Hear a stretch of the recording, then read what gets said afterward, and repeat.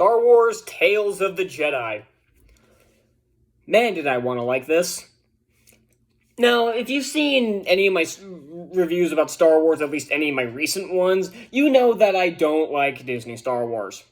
Like, at fucking all. Like, the sequel trilogy was a fucking disaster. Resistance was terrible. Season 7 of Clone Wars was incredibly hit and miss. Obi-Wan Kenobi was an absolute shit show. Mandalorian has degraded over time and is not as good as I remember. Book of Boba Fett was awful. And they've had very few things that I can call even passable. I like Rebels. I really do like Rebels. Rogue One was okay.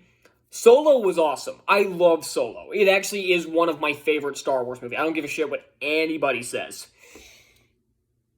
And the final arc of Clone Wars was good. The Bad Batch was fine, but it was just pointless. We're getting a Season 2 in January, and God, I hope it's better. But this one I got hyped for. And only because they were going to show they were going to tell the story of young Dooku about how he kind of drifted over to the dark side. That's a story I've been wanting to see adapted into something like this. And honestly, that should have been the whole show. Dooku ditching the Jedi Order and joining the dark side and starting the Clone Army with helping Palpatine and everything should have been the entire show. But it wasn't. They threw in 3 episodes about Ahsoka. I'm working on a rant that'll come out later today by the time you guys see this. I'm filming this right after seeing Tales of the Jedi. It's actually nighttime, so I'll be posting this in the morning. Then you'll have the rant of this thumbnail I was actually working on during the first episode, and I'll get to why in a second, of why is Disney so obsessed with Ahsoka. And because by the time you guys see this, it'll be tomorrow, so I'm seeing Black Panther tonight by the time you guys see this, so I'll review that up soon. I've got stuff I need to catch up on, so I'm going to keep this brief, especially since this is my second attempt to record this, because I didn't talk about everything I wanted to in that first take, so I'm redoing it. Episode 1 is boring as fuck. This is why I started working on that thumbnail, because I didn't give a shit what was happening. Why did they make an episode about baby Ahsoka using the Force to connect with a tiger-looking creature? Why? Who thought this was interesting? This is not interesting. This was boring. I didn't give a shit about anybody in this episode, like, at all. I don't care about Ahsoka's parents. I don't care about any of these other villagers, because nothing fucking happens in this episode. She gets kidnapped by a tiger instead of eaten for some reason. That doesn't make a ton of sense. She connects with it and rides it back to the town. I didn't even finish this episode. I skipped the last few minutes because I said, fuck this, I'm too bored, I'm moving on. Because how boring that episode was, it made me not want to watch the rest of them. But I did, and that was easily the worst episode, trust me, that was easily the worst episode.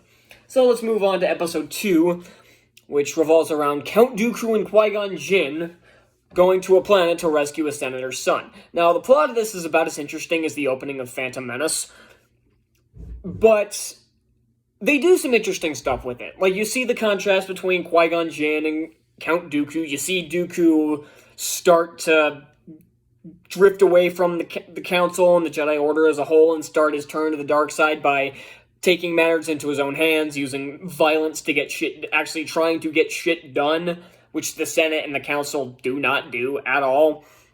And it shows why he turned to the dark side. It was the corruption of the Senate and the Jedi as a whole. How the politics and the corruption of said politics kind of seeped into the Jedi Order. That's really cool. This episode is 14 minutes long. Yeah, I want to talk about that for a second.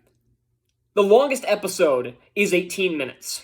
And it's the first one, and it's the most boring shit I've ever seen. And taking out the credits and the opening titles and everything, it's about 15 minutes. That's the longest episode.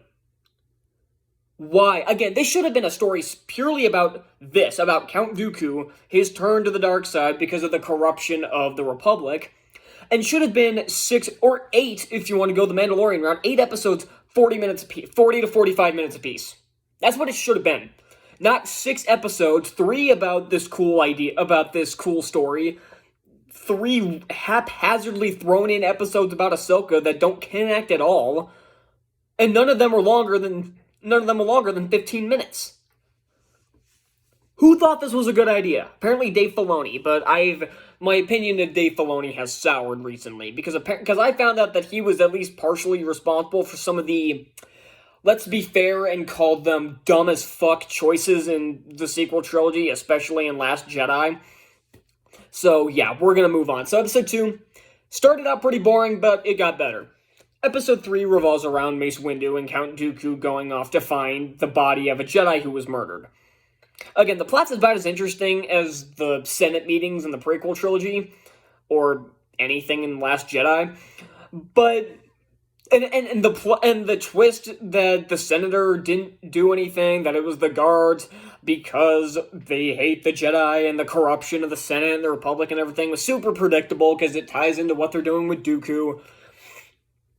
But again, the stuff they do with Dooku as a character is cool, and I like the stark contrast between him and Mace Windu. Windu, someone who follows the code to a T, who, just wants to do exactly what he's told by the Council, and Dooku, who doesn't give a fuck what he's told and he's going to take matters into his own hands. That's a great concept.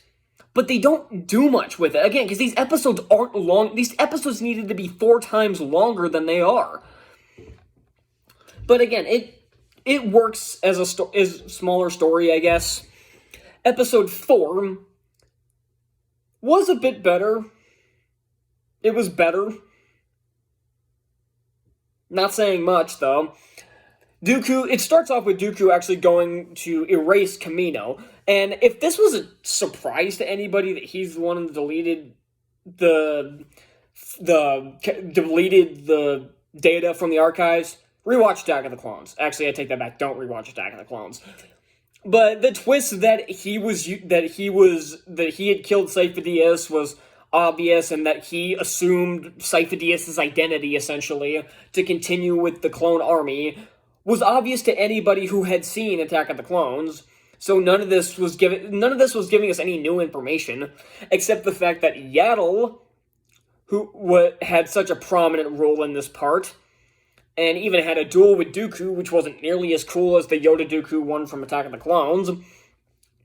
And and if I remember correctly, this is not how Yaddle originally died, so we're still retconning the expanded universe. Good to know. And one thing I do find pretty cool about this is with the voice acting, but I'll get to that after I finish the episodes. Episode 5 is about Ahsoka training. It's boring, and it's 7 minutes long, not including the credits. And features a weird continuity gap with Obi-Wan with his long, stupid-looking Attack of the Clones hair. I know a lot of people lost their shit when they saw that in the trailer for some reason, but it doesn't fit because this takes place after the Clone Wars movie, at least. So this happens during the Clone Wars, and from the Clone Wars movie to Revenge of the Sith, he has his short hair.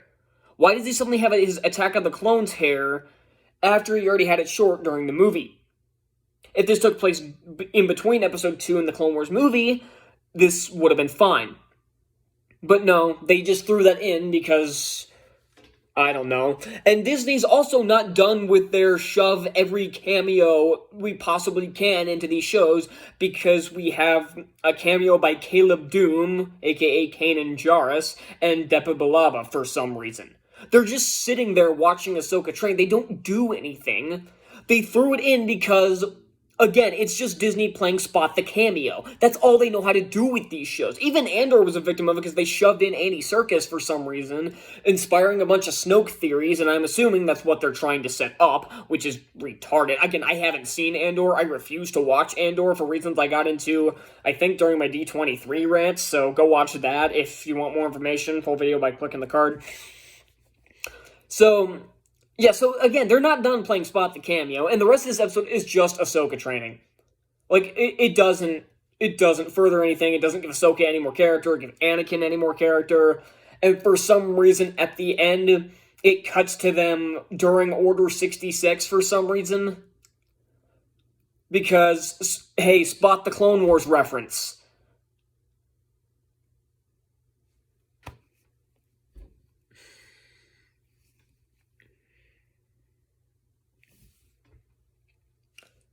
Episode 6 was also terrible. It already has a retcon right off the bat by having Ahsoka at Padme's funeral because reasons.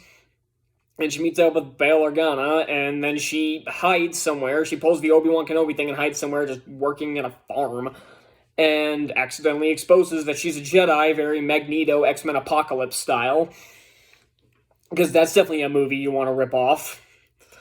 Honestly, I'd rather watch X-Men Apocalypse than this, but anyway, an Inquisitor shows up, and honestly, this Inquisitor is way more intimidating and way more badass than any of the Inquisitors we've gotten since Grand Inquisitor, like Fifth Brother, or Seventh Sister, or Second Sister from Fallen Order, or godforsaken Reva from Obi-Wan Kenobi. She's easily the worst one. This one is actually cool. He doesn't have, like, he has, like, some cool, like, mask. It kind of looks like the skull of, like, you know that really, like, big bird head skeleton? The mask kind of looks like that. He has a really cool voice, too. So, of course, they ruin it by having him getting taken out in a stupid fashion. People were comparing this fight to the Obi-Wan versus Maul from Rebels. Those people disgrace that fight by comparing it to this. This Inquisitor, this cool, badass Inquisitor, gets taken out by somebody with no lightsaber. In about 3 seconds. Bullshit. So yeah, that episode sucked. So yeah, something I want to get into is the voice acting. A lot of the side characters who just kind of have a few lines are kind of bad, but the main characters, most of them are their Clone Wars counterparts. The guy who plays young Qui-Gon, he does kind of sound like he kind of sounds more like Obi-Wan than he does Qui-Gon, but he does a pretty good job. Liam Neeson plays older Qui-Gon Jinn, and that's pretty cool. And speaking of which, we also have Ian McDiarmid who playing Palpatine in Episode 4. That is pretty cool. I'm surprised they didn't just bring back Tim Curry from the Clone Wars show, but they got Ian McDiarmid to come back, so that's always a welcome. Bryce Dallas Howard was Yaddle. I'm not sure why. I'm not really a big fan of Bryce Dallas Howard, but I don't think she's a terrible actress or anything. It's just why. Oh, I know why. Because she directed an episode of The Mandalorian, so she gets shoved into this. Matt Lanter's back as Anakin. He does well. Ashley Eckstein is of course back as Ahsoka. She does well. James Earl Taylor has like 2 lines as Obi-Wan. So that was a waste. Yoda has like 3 lines. I don't even know. Did he even have any lines? I don't even think he had any lines. The more I think about it. There's another continuity error where the old Jedi teacher has a blue lightsaber instead of a white one. Because Disney has no fucking idea how to keep up with continuity unless your franchise is run by if your franchise is at Disney, unless it's run by Kevin Feige, you apparently have no idea how to keep up with continuity. So that's fantastic. And I think that's about it for the voice acting. The animations, like Clone Wars, I honestly think a step down. Like, Mace Windu looks really weird. Like, there are shots, like, especially, like, the opening shot of the few shots in the ship with Mace Windu. Windu's head looks almost unfinished for some reason. Maybe it was just weird lighting. I don't know, but it looked weird. But the rest of the animation is fine. It doesn't detract from the show or anything, but it's just kind of fine. So, yeah, that's about it for Tales of Jedi. Should I even bother ranking these episodes? Last place is episode 1. Then episode 6, then episode 5. The Ahsoka episodes are at the bottom, obviously. These were boring episodes. Then it would probably be ranking the Dooku episodes. I'd probably say 4 is probably the... Oh my god. This is actually difficult. I'd say 3 to 4. 4 is the best out of these 6 episodes, but again, that's not a high bar to clear. Why wasn't this just a Dooku show? This would have been so much more interesting.